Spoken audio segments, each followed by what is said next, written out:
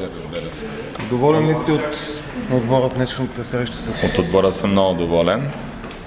За пореден път показахме, че играем европейски футбол.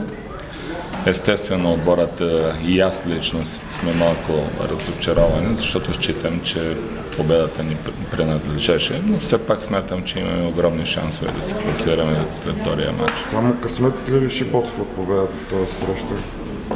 Не бих искал да кажа, че само късметът го е лишил, но явно не ни достига още нещичко. Публиката напълни стадиона. Публиката е моя мехлем и балсам за душата ми. Какво казахте на футболистите за Бликаните след срещата? Казах им, че съм горд с тях и че искам да продължаваме по същия път и по същия начин. Съкратихте наполовина сроковете за построяването на стадиона, бяха обявили 4 години. Вие онзи ден в профилно интервю в Тема Спорт казах, че след 2 ще е готов.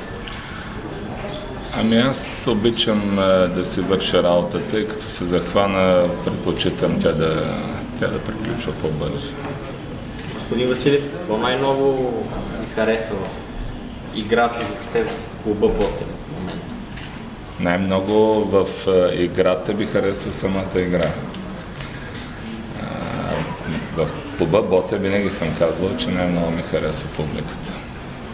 Организационно може ли да се каже, че в момента Ботев е така най-напред от всички български клубове?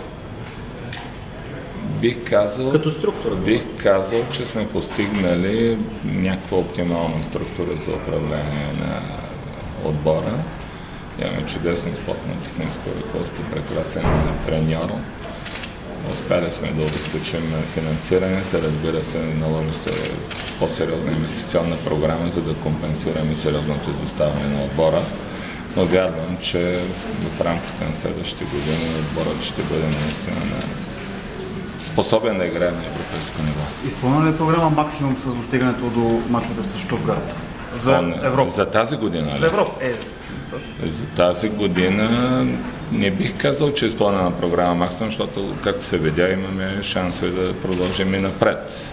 А и при нас няма програма максимум, програма минимум. При нас има една основна цел, това е отборът да играе достойно и това е моята мечта. След всеки мач те да излизат и да гледат достойно публиката, която ги благотвори. До сега не афиширате цели за да се изхвърляте да говорите за шампионска типа, голям брой в Европа, но поне малко не си ли говорите вътре в отбора? Няма ли го това на фона на конкуренцията в България, така да се каже, и благоприятният резултат от днес? Няма титла на всяка цена и никога не бих поставил такива цели. Отборът е способен да спечели титлата в първенството, способен е да елиминира Штутгарт. Така че от тук нататък има и шанс, който тази вечер не беше на наша страна. Нещо за вчерашния матч на Лудогорец? Ами, поздравявам отбора на Лудогорец.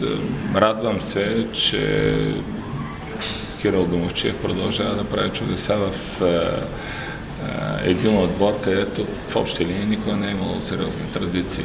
Това му прави чест. Малко е като Дон Кихот, като мене, но това да се прави. Само да последно, как ще коментирате това, което БФС преди Пирин Гоцев Делчев, че ще ги извади именно срещу матч срещу вас? Вие гледате ли го и въобще как ще коментирате? Допълнение на въпроса, въобще присъствието на такива отбори, въобще такива матчове, как гледате? Ами аз мисля, че първата стъпка в тази посока вече е направена. Редуцирането на броя на отборите, промяната в правилата вече вървят в тази посока.